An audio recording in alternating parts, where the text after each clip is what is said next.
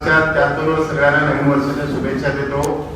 तुम्ही सगळे तुमच्या सोसायटीचं डील कन्व्हेन्स करण्याच्या तयारीने आला अशी मी अपेक्षा करतो. तुमचं सगळ्यांचं समाधान करून मी हॉल सोडेन याची ग्वाही देतो.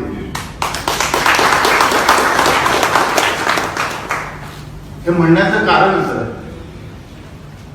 की डील कन्व्हेन्स हा विषय मी 2008 पासून लागू केला आणि 2011 साली अशोकराव चव्हाण मुख्यमंत्री असताना नागपूरला 3 दिवस जाऊन बसलो आणि 4थ्या दिवशी अशोकरावांनी हिवाळी अधिवेशनात त्याला मंजुरी दिली आणि 2012ला याची नियमावली बनवली आणि डील कन्व्हेन्स कायदा आणि रूल अस्तित्वात आलं आणि त्यापासून सुरू झालं. सुरुवातीला 37-38 प्रकारचे कागदपत्र लागले. आता ते आम्ही भांडून बसून सुद्धा वाईट एका गोष्टीचं वाटतंय की आता सोनवणे साहेबांनी सांगितलं की ठाणे जिल्ह्यामध्ये 25,000 गृहनिर्माण संस्था आणि त्यापैकी 3,123 एवढ्याच सोसायटींचं कन्व्हेन्स आहे. टक्केवारीत बघितला तर किती 10, 11, 12 ते 13% होती. याचा अर्थ 85, 87, 88% लोकांनी कन्व्हेन्स केलेलं नाही. याबाबतीत दोष कुणाला देता येईल तर मी तर आमच्या पदाधिकाऱ्यांना, जसं लीडर आहे त्याने जे तयार होत नसतील त्यांना करण्यासाठी तयार करा. माझा सभासद हा नाही म्हणतो, तो नाही म्हणतो, तो हे करतो, तो करतो, काही नाही. याच असे पदाधिकारी आहेत ते का करत नाही त्याचं कारण पण तुम्हाला सांगतो. याचं कारण त्यांना डील कन्व्हेन्सचं किंवा कन्व्हेन्सचं महत्व कळलेलं नाही आणि ते त्याने समजून घेण्याचा सुद्धा प्रयत्न केला. आता शासनाने ही 15 दिवसासाठी मोहीम सुरू केली आहे, ठीक आहे, पण 12, 13, 14, 15, 16 पर्यंत आम्ही बोंबलून सांगितलं की तुम्ही डील कन्व्हेन्स करा. ठाणे जिल्ह्यामध्ये प्रत्येक तालुक्यामध्ये, प्रत्येक महानगरपालिका एरियामध्ये मी 5-5, 10 मेळावे घेतले या विषयात. या सभागृहामध्ये गेल्या 5 वर्षातला हा माझा 4था मेळावा डील कन्व्हेन्स याच विषयात. पण काही वेळा काय होतं, इकडून ऐकलं इकडून सोडलं. याच्यात मर्म ज्यावेळी तुम्हाला कळेल ना त्यावेळी तुम्ही डील कन्व्हेन्स का करून घेतलं पाहिजे हे तुम्हाला कळेल. एक उदाहरण सांगतो, एकच डोळ्यातली झापकन उघडते तुमचे, पण झोपत असते ना त्याचं जागा नसते. कळव्यातलं एक उदाहरण सांगतो, लांबचं नाही. ज्या वर्षी मोठा पाऊस झाला होता 7 जुलैला, माझ्या वर्ष लक्षात, मी प्रत्येक हाऊसिंग सोसायटीच्या मेळाव्यात उदाहरण देतो. कळव्यातलं उदाहरण, धोकादायक सोसायटी महानगरपालिकेने अति धोकादायक सोसायटी डिक्लेअर केली आणि धोकादायक असल्यामुळे लोक त्या सोसायटीत सभासद राहत नव्हते. प्रत्येकाने वेगवेगळ्या ठिकाणी राहायला गेले आणि अशी ही इमारत भर पावसात पडली. पडल्यानंतर जनरली काय होतं की मलबा तसाच असतो, कोण लक्ष देत नाही. पण पावसाचे दिवस असल्यामुळे महानगरपालिकेने 2 दिवसात तो मलबा खाली केला. कचरा सगळा खाली केल्यानंतर 2 दिवसांनी, 2-4 दिवसांनी जुना बिल्डर होता ज्याच्याकडे त्या जागेची पावरा पडून किंवा मालक होता, आला आणि त्याने तारेचं कंपाऊंड बांधलं. ज्यावेळी सोसायटीच्या सभासदांना कळलं कोणतरी आमच्या त्या तारेचं कंपाऊंड बांधतो, काय करतो बघायला, त्यावेळी त्या माणसाने उत्तर दिलं, अरे बाबा मी ते कंपाऊंड नाही घातलं तर कोणतरी उद्या येईल आणि झोपड्या बांधेल, हे तुमच्यासाठीच करतोय, याच्यात माझा दोष काही नाहीये, माझा स्वार्थ काही नाही. बिचारे आमच्या लोकांनी विश्वास ठेवला त्या माणसाला. या माणसाने काय केलं की गपचूप महानगरपालिकेमध्ये त्या जागेचे नकाशे मंजूर करण्यासाठी प्रस्ताव दाखल केला. कारण आपल्या डीसी मध्ये प्रोव्हिजन आहे, जमीन मालक असेल किंवा ज्याच्याकडे त्या जमिनीची पावरा पेटवणी असेल तो नकाशे मंजूर करून घेऊ शकतो. आणि म्हणून त्याने टाकला, नकाशे मंजूर करून घेतले आणि दिवाळीच्या दरम्यान काम करायला सुरुवात. ज्यावेळी सुरुवात केली त्यावेळी हे लोक सगळे जागे झाले, एकदम झोपेतून जागे होतात तसे तसे आता तुम्ही जागे झाले. सगळ्यांनी आले तिकडे, म्हणले काय आमची जागा तुम्ही कसं करता, काय करता, कोर्टापर्यंत हायकोर्टापर्यंत हा विषय गेला. कोर्टाने सुद्धा सोसायटी वाल्यांना काही, कारण आपल्या डिसिजन मध्ये प्रोव्हिजन आहे, काय करू शकलं नाही. शेवटी लोकप्रतिनिधींनी मध्यस्थी करून 40-45 वर्षापूर्वी विकत घेतलेली जागा 40-45 वर्षानंतर त्या लोकांना बाजार भावापेक्षा 100, 500, 200, 1000 रुपये कमी करून पुन्हा विकत घ्यावी लागली. का? त्याचं कारण काय सांगेल बघ. कन्व्हिन्स किंवा डिकन्व्हिन्स केलं नाही. अशी परिस्थिती भविष्यात तुमची व्हायची नको असेल तर तुम्ही ते करून घ्या. जर तुम्ही नाही केला तर तुमची मुलं आयुष्यभर तुम्हाला शिव्या घालणार आहे. माझ्या बाबाने प्रॉपर्टी घेतली पण करायचं ते केलं नाही. तुमची नातवंड पण हेच म्हणणार आहे, कारण आणखी कोणी काय म्हणतात ते अमर नाही ना, कधीतरी आपण जाणारच आहोत, बरोबर आहे ना. तर जाण्यापूर्वी ही व्यवस्था तुम्ही करून ठेवली पाहिजे किंवा केली पाहिजे. मग ही जबाबदारी कोणाची? कुटुंब व्यवस्थेमध्ये ज्यावेळी तुमच्या कुटुंबामध्ये एखादा कुटुंब प्रमुख असतो, मोठा भाऊ असतो, वडील असतात, आजोबा असतात, कोणतरी निर्णय प्रक्रियेत त्यांचा महत्वाचा भाग असतो की नाही. काही झालं तर विचारतो आपण, दादाला विचारूया, पापांना विचारूया, आजोबांना विचारूया आणि ते म्हणतील त्याप्रमाणे करूया. ही पद्धत आहे आपल्यामध्ये अजूनही. जरी आपण मुंबई सारख्या शहरामध्ये विभक्त राहत असलो तर ही पद्धत आहे कुटुंब प्रमुखाला विचारूनच काम करण्याची. मग सोसायटीचा कुटुंब प्रमुख कोण? अध्यक्ष, सेक्रेटरी, जे काय कमिटी असते ती पद्धत, त्यांची ही जबाबदारी आहे. मी तर असं म्हणतोय, शासनाला मी सुचवतोय की ज्या सोसायटीचे पदाधिकारी करणार आहेत त्यांच्यावर दंड करायला पाहिजे. पण याचा अर्थ सभासद सगळे चांगले असं नाही ना. एखादा आमचा पदाधिकारी किंवा सोसायटीची कमिटी करायला जायचं म्हणताय, एखादा सभासद ज्याला तक्रार करण्याशिवाय बाकी काही काम नाही. आमच्या प्रत्येक सोसायटीत असं एक तरी आमचं काय म्हणतात सॅम्पल असतं, तक्रार करण्याशिवाय त्याला बाकी काहीच काम. पदाधिकाऱ्यांच्या कमिटीच्या तक्रारी करणं, डेप्युटी रजिस्ट्रारकडे असेल, रजिस्ट्रारकडे असेल, अगदी राष्ट्रपती पर्यंत बाकी काय त्याला. मागच्या गडकरी रंगायतला मी मेळावा घेतला होता मार्च मध्ये गेल्या वर्षी. त्यावेळी फडणवीस साहेब आले, त्यावेळी त्यांना सांगितलं, म्हटलं कायदा, आमचा कायदा सहकार कायदा एवढा मोठा आहे, जुना आहे, मात्र त्या कायद्यामध्ये गृहनिर्माण संस्थांसाठी आमचं 154 बी आपण मंजूर करून घेतलं. आम्ही ठणकावून सांगितलं, ठाण मारून सांगितलं, जरा पण बंद करणार प्लीज.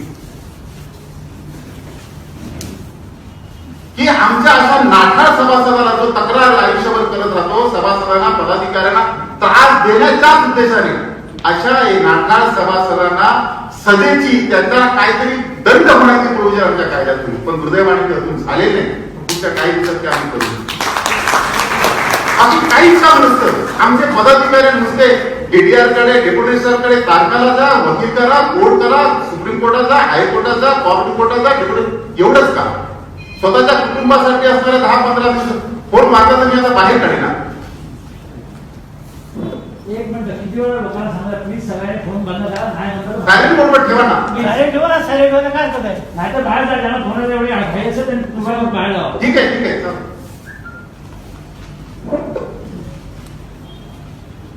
अशी सजा होणं आवश्यक.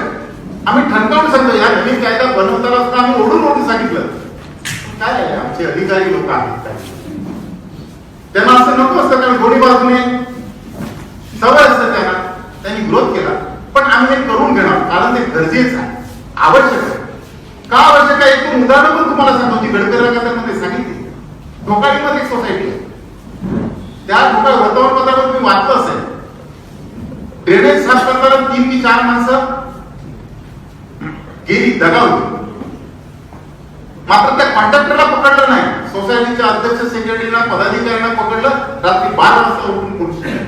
काय गोष्ट त्यांचं नियमाप्रमाणे त्यांनी काम केलं. टेंडर मागवली, कोटेशन मागवली, जनरल मॅनेजिंग कमिटीने ठराव केला, त्याच्याशी अग्रीमेंट केली, त्याला ऍडव्हान्स दिलं. मग कामगारांची सर्व जबाबदारी सोसायटीच्या पदाधिकाऱ्यांची की त्या कॉन्ट्रॅक्टरची? पण पोलिसांनी गुन्हा दाखल केला तो आमच्या सोसायटीच्या पदाधिकारी. सोसायटीचे सभासद आमचे इतके शाणे ज्या पदाधिकाऱ्यांच्या बाजूने एक सुद्धा सभासद केला नाही. असे सभासद जर असतील तर पदाधिकारी त्यांच्यासाठी का काम करा? दुसरं एक उदाहरण सांगतो कोपरीतलं. 2013ची तक्रार, 2021 ला तो सभासद, 2019 ला तो सभासद झाला. अगोदर त्याच्या वडिलांच्या नावावर होती. 2013 पासूनचा हिसाब मागितला त्याने सोसायटीकडे. सोसायटीने तो दिला असेल नाही दिला काय माहित नाही. पण 2013च्या पदाधिकारी त्यांना काही झालं नाही. गुन्हे कोणावर दाखल झाले? 2020 साली ते पदाधिकारी. तक्रार काय? आणि ते त्या माणसाने 300 मला कलम नक्की लक्षात नाही, कोर्टामध्ये केस केली. कोर्टाने डायरेक्ट आदेश दिले या पदाधिकाऱ्यांना अरेस्ट करा. पोलिसांना आदेश दिले कोकणीच्या. बिचारे सिनियर काही चांगले होते, समजून घेणारे होते. त्यांनी हाच ऍक्शन घेतली नाही. त्यांनी मला बोलवलं, राणे काय नक्की विषय तो समजून घ्या. त्या माणसाने काय केलं, डायरेक्ट कोर्टामध्ये अर्ज केला की या पदाधिकाऱ्यांनी फ्रॉड केलाय 2013 पासून, 2013 पासून त्या 2010 पासून. कोर्टाने डायरेक्ट आदेश दिले. त्या सोसायटीचा सगळ्यात तरुण संचालक 65 वर्ष वयाचा. विचार करा. या सगळ्यांना 7-8 जणांना पोलीस स्टेशनला बोलून नेलं. साहेब म्हणाले, हे म्हणाले सिनियर पीआरला सांगितलंच नाही तर त्याच्यात आमचा दोष काय नाही. 2013 की 10 वेगळी कमिटी होती, आता आपण वेगळे लोक आमच्यावर कसं काय करणार आहे? मग दुसऱ्या दिवशी त्या साहेबांनी सिनियर पीआरची मला फोन केला, राणे नक्की काय मला समजून सांग. तर आपल्या सरकार कायद्यामध्ये प्रोव्हिजन आहे, अशा कुठल्याही भ्रष्टाचाराचा गुन्हा झाला असेल तर त्याची चौकशी करण्याची पद्धत आहे. आपल्याकडे उपनिबंधाकडे तक्रार करावी लागते. 83 अंतर्गत त्याची चौकशी होते. जर त्याच्यात दोषी आढळले तर 88 अंतर्गत त्याच्यावर रिकव्हरीची प्रोसेस होते, लायबिलिटी फिक्स केली जाते आणि त्याच्यानंतर 97 अंतर्गत त्याच्याकडनं वसुली केली जाते. सहकार संस्थेमध्ये थेट फौजदारी गुन्हे दाखल करण्याची कुठची प्रोव्हिजन कायद्यात नाही, तरी सुद्धा आमच्या पदाधिकाऱ्यांवर हे गुन्हे दाखल झाले. मग मला सांगा की कोणाची चूक आहे? शासनाची चूक आहे, कोर्टाची चूक आहे, पोलीस स्टेशनची चूक आहे? आपण कोणाला दोषी ठरणार? असे सुद्धा सभासद आमच्या या सहकारी गृहनिर्माण संस्थांमध्ये आहेत. सांगायला वाईट वाटतं ह्या गोष्टीचं की त्यांना ज्या ठिकाणी आम्ही राहतो तिथल्या आम्ही असं म्हणतो गृहनिर्माण संस्था, हाऊसिंग सोसायटी हे कुटुंब आहे. आपण सगळे सभासद त्या कुटुंबाचे सदस्य आहोत. मात्र हे फार कमी लोक आहेत. याचा अर्थ आमचे सगळेच पदाधिकारी काय हा कामगारांसारखे काय म्हणतात ते धुतलेले नाही, ते सुद्धा आहेत. लुईसवाडीची एक सोसायटी होती, 4-5 वर्षापूर्वीची गोष्ट आहे. अध्यक्षाच्या शेजारचा फ्लॅट विकला गेला. अध्यक्षाला तो कमी पैशामध्ये पाहिजे होता. त्यांनी विकल्यानंतर ज्याला घेणारा माणूस आहे 1.5 कोटी 1 कोटी 60 लाख त्या फ्लॅटची किंमत होती. 80 लाख रुपये त्या माणसाने ऍडव्हान्स म्हणून दिले होते आणि अग्रीमेंट क्लॉज होता. त्याने महिन्या 2 महिन्याचा पिरियड असेल दिला नाही तर ही दिलेली रक्कम जप्त. त्या पठ्ठा अध्यक्षाने 3 महिने एनओसी दिली नाही कर्जासाठी. रडला बिचारा त्याने, त्याला रडला अक्षरशः. रात्री 11-11:30 माझ्या घरी आला. राणे साहेब मला ह्याच्यातून काहीतरी मार्ग सांगा, पर्याय सांगा. मी म्हटलं उद्या येईल दुसऱ्या दिवशी ऑफिसमध्ये. त्याला अर्ज लिहून दिला, डेप्युटी रजिस्ट्रारना फोन केला, म्हटलं साहेब असं असं आहे. त्यांनी ताबडतोब त्या सोसायटीच्या अध्यक्षाला आम्ही महाशय मंत्रालयात काढला मोठ्या पोस्टवर. मी फोन केला, म्हणाले काय तुम्हाला काय मी मंत्रालयात आहे असं असं आहे. आम्हाला काय सोसायटी म्हणजे सोसायटी ठरवलं नाही देत. अरे म्हटलं सोसायटी कोण? सोसायटी ज्या कायद्यावर चालते तो कायदा आहे ना, तो कायदा उपविधी नियम तुम्ही मानायला पाहिजे, पाळायला पाहिजे की नको? तर नाही, आमच्या सोसायटीने जनरल बॉडीमध्ये ठराव केला नाही देणार तर नको देऊस. तू उद्या तुमच्यावर कसा राहतोस तर मी बघतो. आलो डेप्युटी रजिस्ट्रारकडे, हकीकत सांगितली. तिसऱ्या दिवशी सुनावलेला मी साहेब डेप्युटी रजिस्ट्रार म्हटलं साहेब ह्याच्या 80 लाख रुपये माणसाने जाणार आहे आणि ते गेले तर त्याला आत्महत्या करण्याचा दुसरा पर्याय नाही या माणसाला. साहेबांनी लावली सुनावणीला तो आला नाही. 5व्या दिवशी प्रशासन नेमला त्या सोसायटीला आणि त्या प्रशासकाने त्याला सर्टिफिकेट दिली बँकेने सर्टिफिकेट दिल्यावर दुसऱ्या दिवशी लोन डिस्बर्स केला. रात्री 11, 11:30 तो माणूस नवरा बायको सहित पेढे घेऊन माझ्या डोक्यावर पाय. मी म्हटलं त्याची गरज नाही, पैसे पण घेऊन आला. मी सकाळी जर कुणाला बोललो, म्हटलं याची गरज नाही, मला पेढे द्या, मला आनंद वाटेल. बरोबर आहे. अशी सुद्धा माणसं आहेत आपल्याकडे. पदाधिकाऱ्यांना मी सांगतो, कृपया असं वागू नका. तुम्ही सभासदांच्या अडचणी, विषय, वाद समजून घ्या. आपल्या सोसायटीत आपण जे आहोत, जात विसरलो, पंथ विसरलो, भाषा विसरलो, सगळं विसरलो. कुटुंब म्हणून आपण एकत्र आलो तर आपण कुटुंबासाठी प्रत्येकाच्या सुखदुःखात अडीअडचणी जर आपण एक दुसऱ्याला मदत केली नाही तर आपण कुटुंब म्हणून वागायला किंवा काय करायला लायक नाही. वाद असू शकतात, विवाद असू शकतात, मतभेद असू शकतात, नाही तर असतातच. ज्या कुटुंबात एकापेक्षा जास्त माणसं आहेत त्यांची सगळ्यांचे एक पण कधीच होत नाही. म्हणून आपण तलवारी काढतो का? नाही ना. मारामारी करतो का? नाही ना. तुझं खरं आहे, चांगलं तसं ते तुझ्या म्हणण्याप्रमाणे, पण मला हे योग्य वाटत नाही. मतं वेगळी असू शकतात, विचार वेगळे असू शकतात. याचा अर्थ आपण वाद करणं सांभाळून घेतलं. तुमच्या सोसायटीमध्ये वाद असतील, विवाद असतील, चर्चा करा. सभासद आणि पदाधिकारी यांच्यामध्ये संवाद असावा. जर तुम्ही एक दुसऱ्याशी संवाद करा तर त्याच्यातून सुसंवाद होईल. केला नाही आणि जर केला नाही तर त्याच्यातून वाद करायचंय. काय करायचंय? असो जसं काय म्हणतात की जागतावर बसल्यानंतर उभी अडचण, तसं हाऊसिंग सोसायटीच्या मेळाव्यामध्ये या गोष्टी प्रामुख्याने आपल्याला वाटतं. कारण ठाणे हाऊसिंग फेडरेशन 16,500 सोसायट्या सभासद. हे प्रत्येकाचे वेगवेगळे आणि इतके प्रश्न तुम्ही विचार करू शकणार नाही. एखाद्या सभासदाचा सकाळी प्रश्न असतो एक, संध्याकाळी त्याच विचाराचा वेगळा विचार. बरोबर आहे. सकाळी फ्रेश असतो, चांगला चहा वगैरे, संध्याकाळी वेगळी चहा पितो. सकाळचा विचार त्याला रात्री बदललेला वाटतो. अशातल्या तक्रारी येतात. सकाळी एक तक्रार असते आणि त्याच विचार संध्याकाळी वेगळी तक्रार असतो. काही असो, पण सभासद आणि पदाधिकारी यांच्यामध्ये संवाद असायला हवा. तर तुमचे प्रश्न कमी होतील, सुटतील किंवा सुटायला मदत होईल असं माझं ठाम. त्याचबरोबर आणखी एक, तुम्ही सगळे पदाधिकारी आहेत असं मी समजतो. काही सभासद पण तुमच्याकडे बायलॉज आहेत. ज्यावेळी तुमची सोसायटी रजिस्टर झाली असेल तर त्यावेळी उपनिबंधकाने शिक्का मारून दिलेलं तुमच्या उपविधी मंजूर केलेलं एक पुस्तक किती लोकांनी पाहिलं? बघा,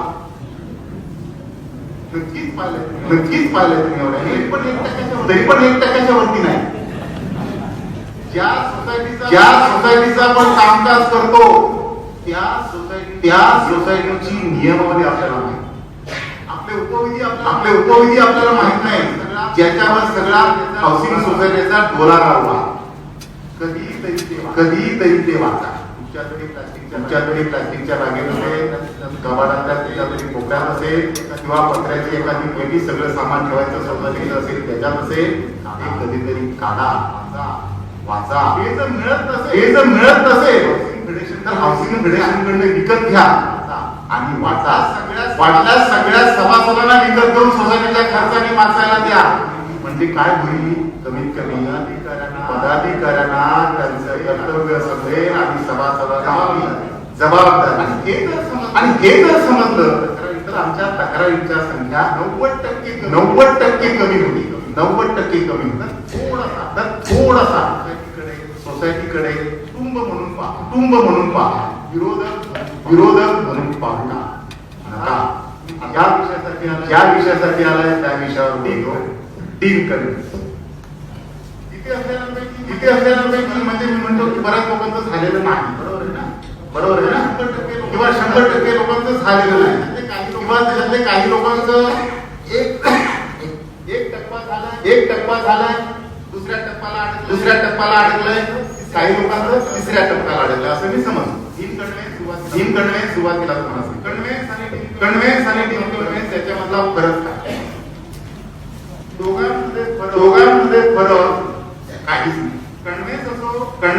किंवा डीम कन्व्हेन्स दोन्ही प्रक्रियेमधून तुमच्या इमारतीखालची जागा सोसायटीच्या नावावर होते, म्हणजे 7/12 किंवा प्रॉपर्टी काढला जाते. या प्रक्रियेला आपण कन्व्हेन्स किंवा डीम कन्व्हेन्स असं म्हणतो. कन्व्हेन्सचा अर्थ असा आहे की कायद्यानुसार आता रेरा पहिला मोफा या कायद्यानुसार बिल्डरने जर काही न करता स्वतःच्या खर्चाने किंवा स्वतःहून ही जी प्लॅन मंजूर केलेला आहे, इमारत बांधलेली आहे, त्याच्या खालची जागा जर सोसायटीच्या नावावर करून दिली तर त्याला आपण कन्व्हेन्स. आणि जर त्यांनी ती करून दिली नाही तर शासनाच्या या योजनेप्रमाणे बिल्डर शिवाय ती प्रक्रिया करतो त्याला आपण डीम करतो. दोन्ही प्रक्रियेतून जे आवश्यक आहे 7/12 किंवा प्रॉपर्टी कार्डवर नाव लागणं ते होतं, प्रक्रिया कुठली. आता डीम करण्यामध्ये तुम्हाला काय करायचं आहे? सुरुवातीला सांगितलं मला 37 प्रकारचे कागद. आता ते 5 किंवा 6 वर. पण काही लोक म्हणतात तुम्ही जी लिस्ट दिली आहे त्याच्यामध्ये जर 15 पेपर सांगितले किंवा 20 पेपर सांगितले 10 पेपर सांगितले तर असतील. मग एवढे कसे? आता ते 10 किंवा 15 किंवा 16चा जो आकडा आहे त्याच्यामध्ये काय आहे? तुमचा ठराव आहे, अधिकार पत्र आहे, ऍग्रीमेंटचा ड्राफ्ट आहे, बिल्डरला पाठवलेली नोटीस आहे, बरोबर आहे. असे दोन ते आपण कधीही करू शकतो. करू शकत नाही काही. आता ऍग्रीमेंट फॉर सेल जी तुम्ही 20, 25, 30, 40 वर्षापूर्वी विकत घेतला ती पुन्हा करू शकतो का? तर नाही. ती महत्वाची डॉक्युमेंट. दुसरा 7/12 प्रॉपर्टी कार्ड, जुन्या जमीन मालकाच्या बिल्डरच्या नावावर ते महत्वाचे. तिसरं महानगरपालिकेने मंजूर केलेला नाव असला तर नसला तरी सुद्धा तो जर जुना मंजूर केला नसेल तर आता जी तुमची इमारत आहे त्याप्रमाणे आर्किटेक्ट करून तयार करून घेतलेला असायला. आणि सगळ्यात महत्वाचे आमचं उदाहरण जे आम्ही आवश्यक डॉक्युमेंट की तुमच्या सोसायटीच्या प्रत्येक सभासदाचं इंडेक्स टू किंवा स्टॅम्प ड्युटी रजिस्ट्रेशन केलेली आहे. 100% अशासाठी म्हणतो. मग तुमची 100% लोकांची असेल तर तुमची स्टॅम्प ड्युटी कोणाची भरायची शिल्लक नाही. जर आपल्याकडे 1-2 लोकांचे अग्रीमेंट नसेल किंवा 1-2-4 लोकांनी ती स्टॅम्प ड्युटी भरली नसेल असं करू शकत नाही का? अशा लोकांचं डीमकडे होऊ शकत नाही का? अशा तुमच्या मनात शंका येईल तर त्याची काही अडचण 2-4-5 लोकांनी स्टॅम्प ड्युटी भरली नसेल तरी सुद्धा तुम्हाला रजिस्ट्रेशन करताना ती भरता येते आणि ती भरून तुम्हाला डीम करण्याची अशमेंट करणार. मात्र त्यांचं नुकसान असं की त्यांना आत्ताच्या रेडिरेकनरप्रमाणे त्या भागाचा आत्ता रेडिरेकनरचा जो दर असेल आणि आत्ताचा स्टॅम्प ड्युटीचा जो दर असेल त्या दराने त्यांना स्टॅम्प ड्युटी भरावी. काही लोकांचा हा प्रश्न आहे की माझ्याकडे जे असंख्य प्रश्न येतात त्याच्यात हा एक महत्वाचा काही लोकांना मध्यंतरी 2008-9 साली एमनेस्टी स्कीम होती शासनाने काढली. एमनेस्टी स्कीम मध्ये स्टॅम्प ड्युटी भरलेली आहे सवलतीच्या दरात. मात्र त्यांनी रजिस्टर केलेलं नाही. अशा लोकांना पुन्हा आत्ताच्या रेडिरेक्टर प्रमाणे स्टॅम्प ड्युटी भरावी लागेल. त्याच्यातून जुनी भरलेली आहे ती वजा होईल. का भरावी लागेल तर तुम्ही फक्त स्टॅम्प ड्युटी भरलेला आहे, रजिस्ट्रेशन केलेलं नाही. अशा लोकांना पुन्हा आताच्या म्हणजे तुमच्या सोसायटी 2-4 सभासदांनी जर ऍक्च्युअली आपली स्टॅम्प ड्युटी भरली नसेल तर त्याच्यामुळे सुद्धा करणे थांबेल का? थांबणार का? नक्की माझ्या मते तर नाही थांबणार नाही. ते कथा स्टॅम्प ड्युटी बद्दल तर डीम कन्व्हेन्स. आता दुसरी पायरी डीम कन्व्हेन्स 4 स्टेप मध्ये होते. त्याची पहिली स्टेप काय? त्यांनी आता सांगितलेले सगळे डॉक्युमेंट जमा केल्यानंतर जिल्हा उपनिबंधकांकडे ऑनलाईन किंवा ऑफलाईन, आता ऑनलाईन सध्या बंद आहे, तुम्ही ऑफलाईनने प्रस्ताव सादर करू शकता. प्रत्येक प्रस्तावासाठी 2000 रुपयाची एज्युकेशन कॅम्प लागून तुम्हाला अर्ज करा. या अर्जाबरोबर जे मी आता कागदपत्र सांगितले ते आणि तुमच्या सभासदांचा तक्ता, सभासद, त्याचं नाव, त्याचा असलेला एरिया, त्याने अग्रीमेंट केलेली तारीख, भरलेली स्टॅम्प ड्युटी आणि रजिस्टर केल्याचं रजिस्ट्रेशन नंतर हा तक्ता बाहेर पुस्तक सगळा तक्ता मी ही सगळी माहिती जमा करून त्याबरोबर सगळ्यात महत्वाचा दुसरा मुद्दा तुमच्या वास्तू इजाराचा एरिया सर्टिफिकेट जो डेप्युटी रजिस्ट्रारने त्याचं ड्राफ्ट बनवलेला आहे. त्या ड्राफ्टमध्ये आता वापरलेला किती, जुना वापरलेला किती, एक्स्ट्रा पैसा वापरलाय का, बनवणारच काही काम आहे का, हे सगळं कॅल्क्युलेशन. तुमच्या मनात शंका येईल की आमचा जुना बिल्डिंगचा आर्किटेक्ट आता नाहीये किंवा तो आम्हाला सर्टिफिकेट देत नाही, तर असे त्याच आर्किटेक्टकडून सर्टिफिकेट घेतली पाहिजे अशी कोणतीही अट तुम्ही महानगरपालिकेच्या पॅनलवरच्या कुठल्याही आर्किटेक्टला बोलवून तुम्ही हा दाखला एरिया सर्टिफिकेट घेऊ शकता, तो त्याबरोबर देऊ शकता. एवढं तुम्ही सगळे कागदपत्र जमा करून प्रस्ताव दाखवा. आता साहेबांनी सांगितलं तुम्ही पदाधिकारी असेल ते देऊ शकतात किंवा तुम्हाला वकील करावा लागेल. वकील का लागतो त्याचं कारण तुम्हाला ज्यावेळी तुम्ही डील करण्याचा जाता तेव्हा सगळ्यात पहिलं करायचं काय तर तुम्ही मॅनेजिंग कमिटीची मीटिंग घेऊन तुमचा जमीन मालक असेल किंवा बिल्डर असेल या दोघांना 7/12 उतारावर जेवढी नावं आहेत त्या सगळ्यांना नोटीस द्यायची. काय नोटीस द्यायची आहे की तुम्ही या दिवशी इमारत बांधलेली आहे, आम्ही सगळ्यांनी विचार घेऊन या नावाची सोसायटी नोंदणी केलेली आहे, तुमचा नंबर असा आहे, मात्र एवढी वर्ष होऊन सुद्धा तुम्ही अजूनही सोसायटीचं कन्व्हिन्स करून दिलेलं नाही. त्यामुळे हे पत्र मिळाल्यापासून जी काय तुम्हाला मदत द्यायची आहे कमीत कमी 15 दिवस, त्याच्यापेक्षा जास्त तुम्हाला जेवढी तुम्हाला वाटेल तुम्ही टाकू शकता. एवढ्या दिवसात तुम्ही कन्व्हिन्सिंग प्रक्रिया पूर्ण करून द्यावी. जर तुम्ही केली नाही तर शासनाच्या या टीम कन्व्हिन्स योजनेच्या माध्यमातून आम्ही टीम कन्व्हिन्सिंग प्रक्रिया पूर्ण करून हस्तांतरित करून एवढी रजिस्टर रेटने सगळ्यांना पाठवायची. पोस्ट तुमच्याकडे त्याची स्टॅम्प पाहिजे त्याप्रमाणे तुम्ही ती पाठवायची आहे. ही कॉपी या सगळ्यांना जेवढ्याला 7/12 उतारावर नाव आणि शिवाय बिल्डर त्या सगळ्यांना पाठवून त्याची कॉपी तुम्ही या प्रस्तावासोबत. आता पुढचा प्रश्न मी तुम्हाला म्हटला की तुम्हाला वकील का लागतो. बिल्डर लॉबी फार हुशार आहे. साम दाम दंडभेद आपलं जे काय त्या सगळ्या प्रकारे आपली कामं करून घेण्याची त्यांची पद्धत. तुमचा हा प्रस्ताव जातो त्यावेळी जिल्हा उपनिबंधक त्या सगळ्यांना सुनावणीला बोलवलं. तुमच्या मनात प्रश्न शासनाने एवढी योजना केली तर सुनावणीला का बोलावलं जातं तर आपल्याकडे लोकशाही भारतामध्ये लोकशाही प्रत्येकाला आपली बाजू मांडण्याची संधी आणि म्हणून आपल्याला 2-3 महिन्याचा जो पिरियड जातो. मग अशा वेळी एखादा बिल्डर चांगल्या प्रकारे मोठा वकील तयार करतो आणि तो बिल्डरची बाजू ठामपणे मांडतो.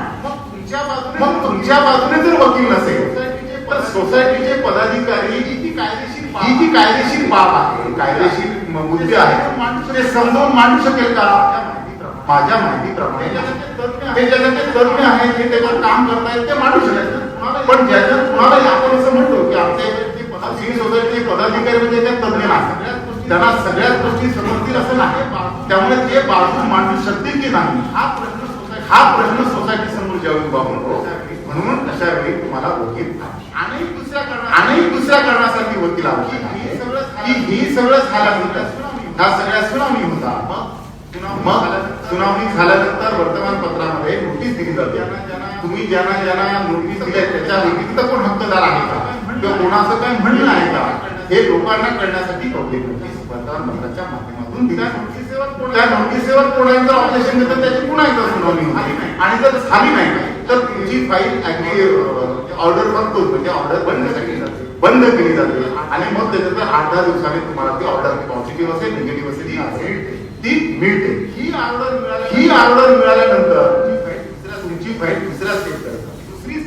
दुसरी स्टेप आहे ऍडज्युडिकेशन करणे. ऍडज्युडिकेशन म्हणजे काय कलेक्टर ऑफिस रेव्हन्यूचा एक विभाग आहे, महसूल विभागाचा एक भाग तुमच्या सोसायटीच्या सभासदांनी त्याची तुम्ही लिस्ट जी माहितीच नाही त्या सगळ्यांनी योग्य प्रकारे स्टॅम्प ड्युटी भरली आहे की नाही हे जर 100% लोकांनी स्टॅम्प ड्युटी भरली असेल तर तुम्हाला कुठलेही पैसे न भरता प्रत्येक सभासदामागे 100 रुपये जास्तीत जास्त 30,000 रुपये घेऊन तुमची अग्रीमेंट मग इथे मुद्दा येतो ही अग्रीमेंट कोड बनवणार ती कशी बनवणार त्याचा मुद्दे काय असावे हा प्रश्न ते आपल्याला सर्वसामान्य माणसाला कळणार आहे म्हणून अग्रीमेंटचा ड्राफ्ट बनवण्यासाठी आपल्याला वकील लागतो कारण हा जागेचा विषय देवणीचा विषय लँडचा विषय त्यामुळे ही जी अग्रीमेंट आहे ती कायद्याच्या चौकटीतच आपल्याला मिळेल आणि ती वकिलाशिवाय कोणी करू शकणार नाही किंवा तज्ञ माणसाशिवाय कोणी करू शकणार नाही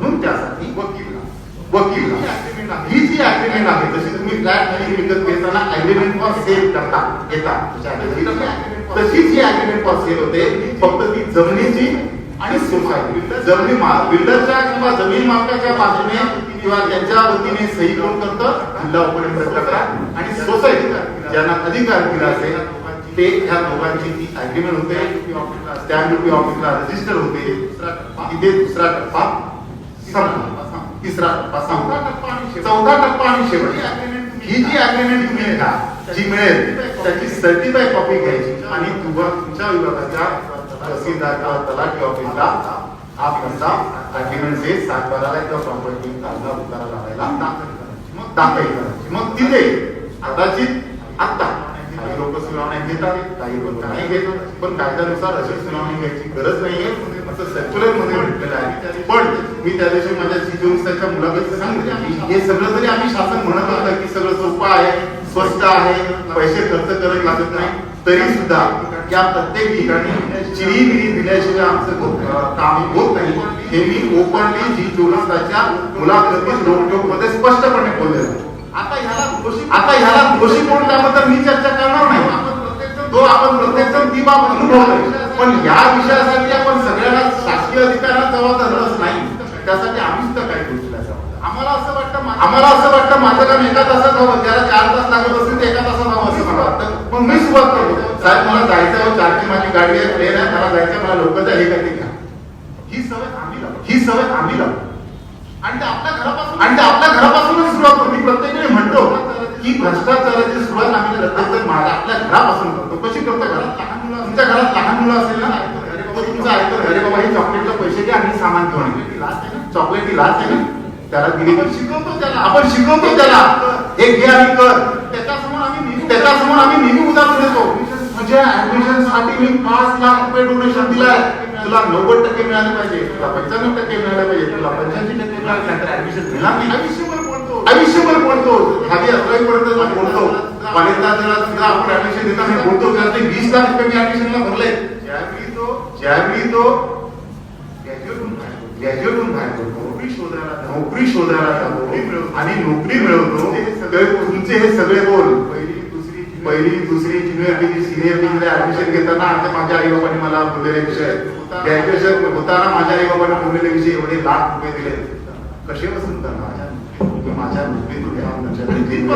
आणि तिथपासून सुरुवात आहे याचा अर्थ या भ्रष्टाचाराला जे खत पाणी आहे ते आपल्यापासून हे जर आम्ही केलं नाही तर कदाचित ही कमी होईल पण ती बंद होईल असं मला मग सोसायटीच्या आमच्या सभासद आणि पदाधिकाऱ्यांमध्ये वाद होतो या विषयावर 5,000 देतो 2,000 देतो तुम्ही 10,000 का तुम्ही 10,000 कशाला दिले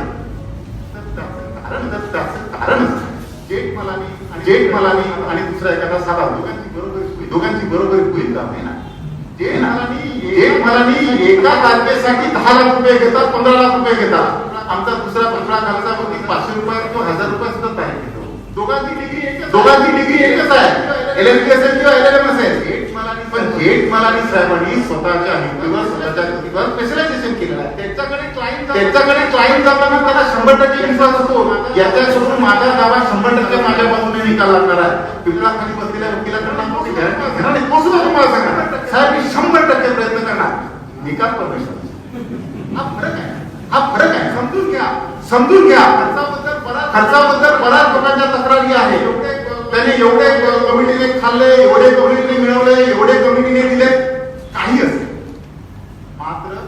मात्र इनकन्व्हिनियन्स एखाद्या माणसाला तुम्हाला काम द्यायचं असेल जरूर दे. कारण आमच्या सोसायटीचे सभासद पदाधिकारी तज्ञ नाहीत हे सुरुवातीपासून. तुम्ही प्रयत्न करा तुम्ही समजून घेण्याचा. अग्रीमेंट पुरता वकील करा. बिल्डरने जर वकील केला तर तुम्ही वकील करा, नाहीतर तुम्ही तुमची बाजू मांडा. पैसे वाच. ज्याला तुम्ही काम देणार ते तपासून बघा किती ठिकाणी त्याची काम अडकली, किती लोकांना त्याने फसवलं, किती लोकांची काम पूर्ण केली, किती लोकांचे सातबारा केले हे तपासून घ्या. कारण बाजारात सुळसुळाट. मी पहिल्यापासून सांगतो ही शासनाची गृहनिर्माण संस्थाच्या सभासद पदाधिकाऱ्यांसाठी चांगली केलेली योजना दलालांनी बदनाम केली. जर एखाद्या माणसाला पण अधिकाराला पुन्हा नाही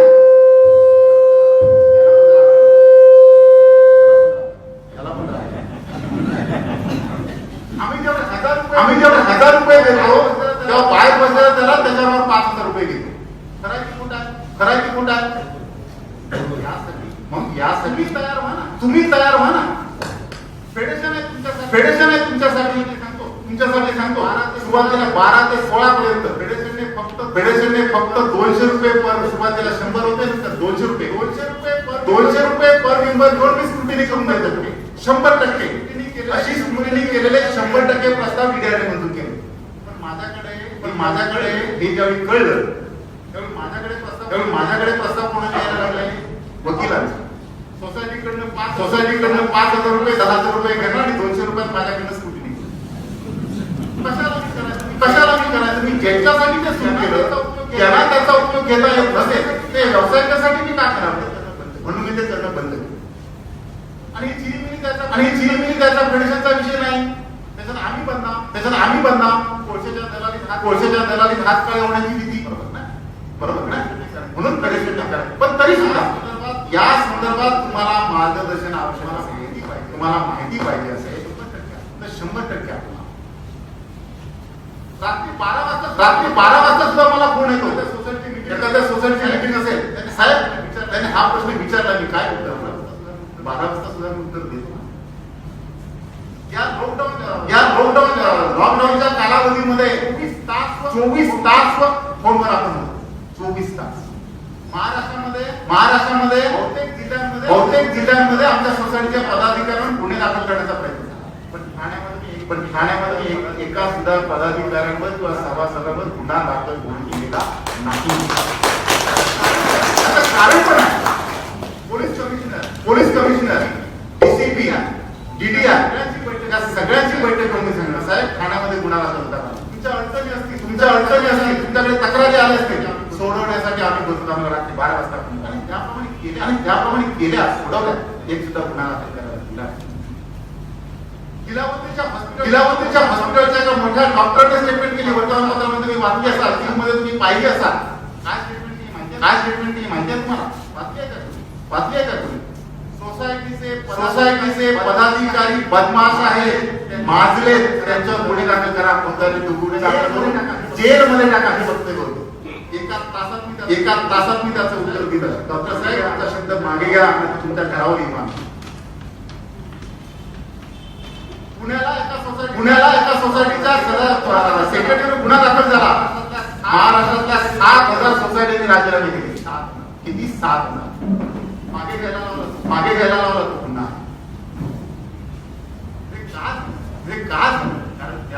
कारण त्यासाठी तळमळ. तुमच्यासाठी काहीतरी करावं ही मानसिकता. तुम्ही मला सांगा हाऊसिंग सोसायटीने कधी मोर्चा काढलाय का? कधी उपोषणाला बसलेत का?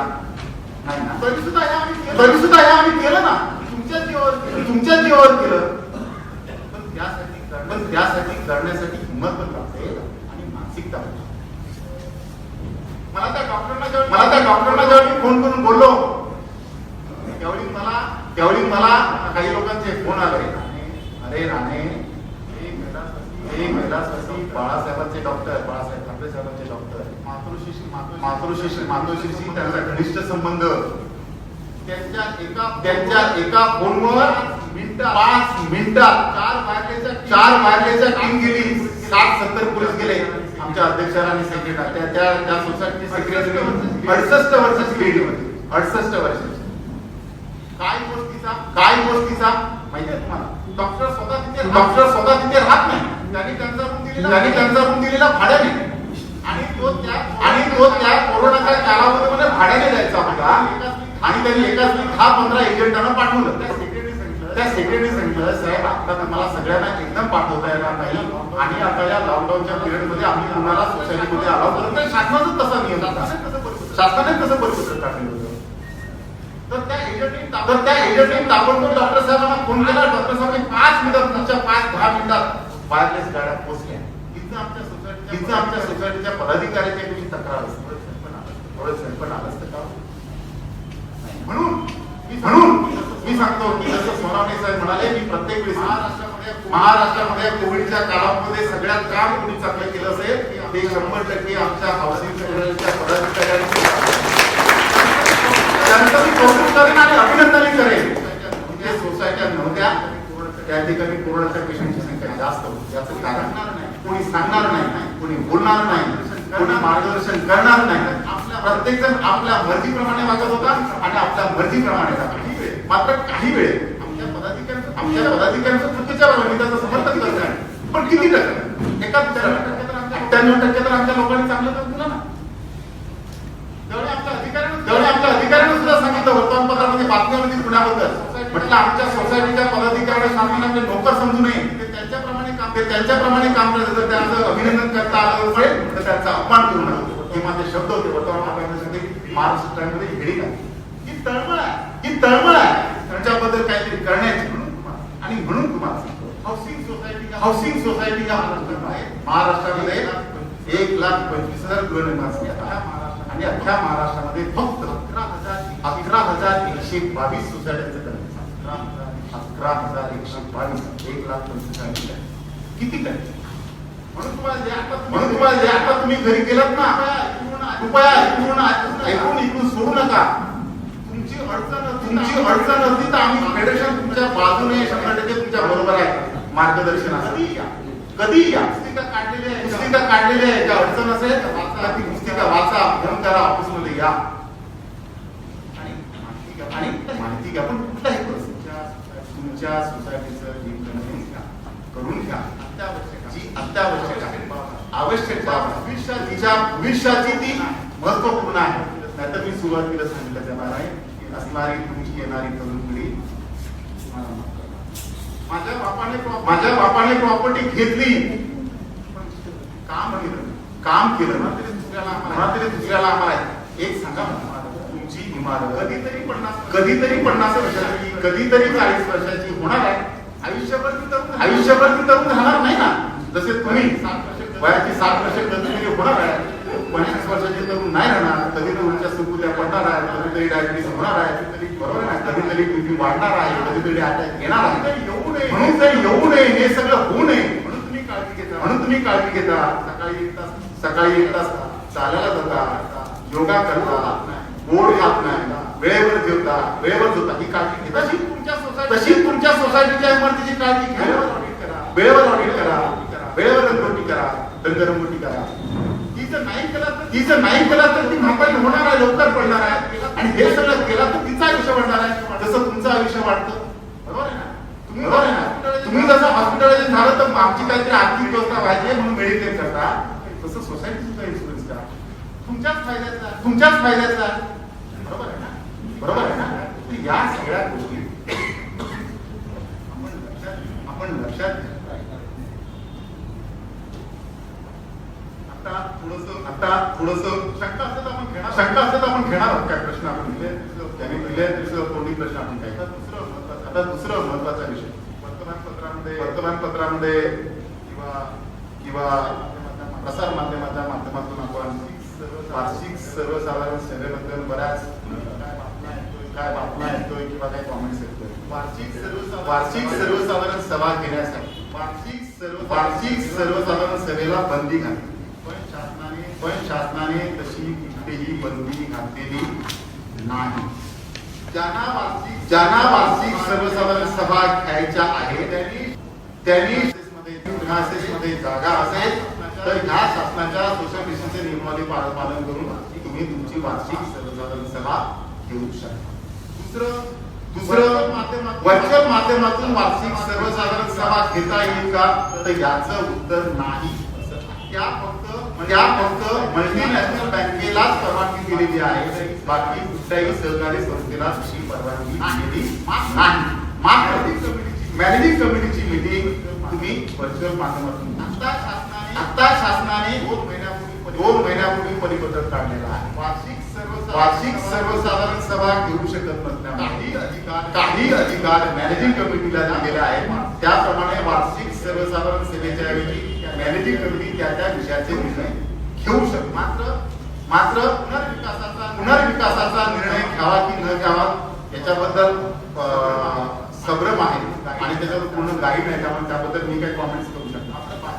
आपलं बाकीचे विषय आहेत ते तुम्ही ऑडिट 31 डिसेंबर पर्यंत ऑडिट करण्यासाठी मुदत होती.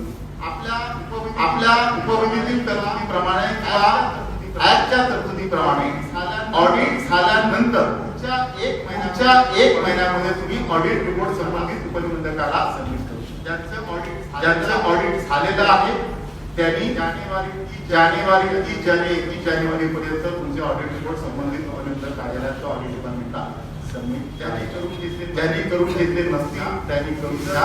आणि जर केला नाही वार्षिक सर्वसभा यावेळी सोडा, पण याच्या मागची कोणी वार्षिक सर्वसाधारण सभा तुमचं ऑडिट अकाउंटिंग झालं नसेल आणि तुमच्या सभासदांनी तक्रार केली तर तुमची कमिटी बरखास्त करून प्रशासकाची नेमणूक होऊ शकते.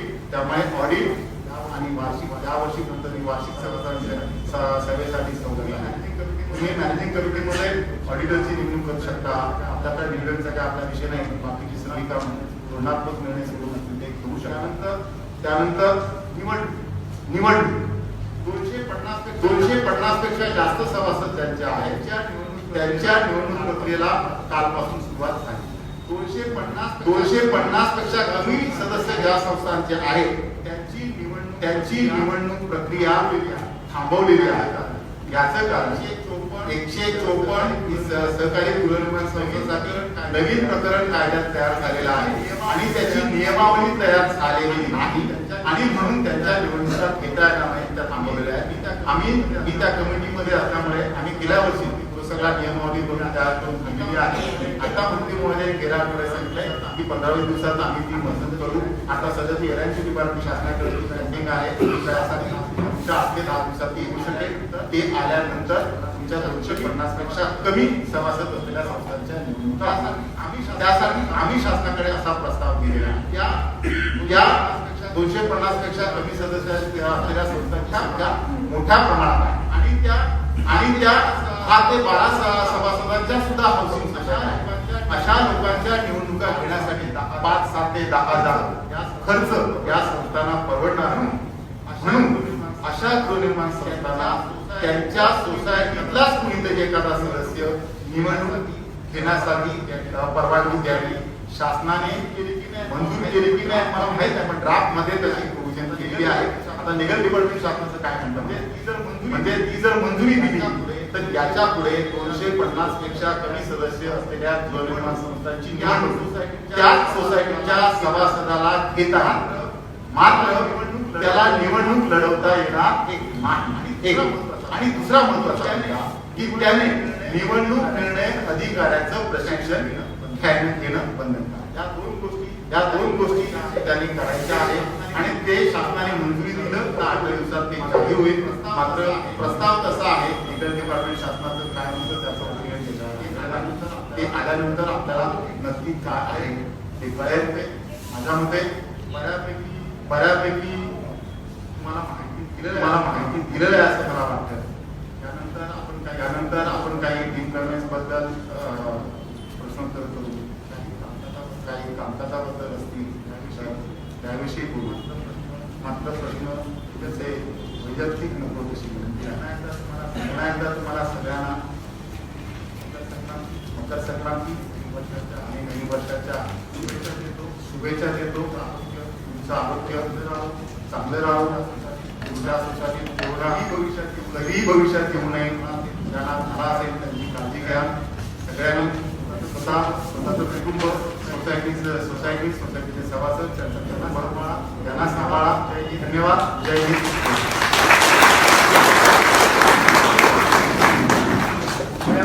पुणे उठू नये.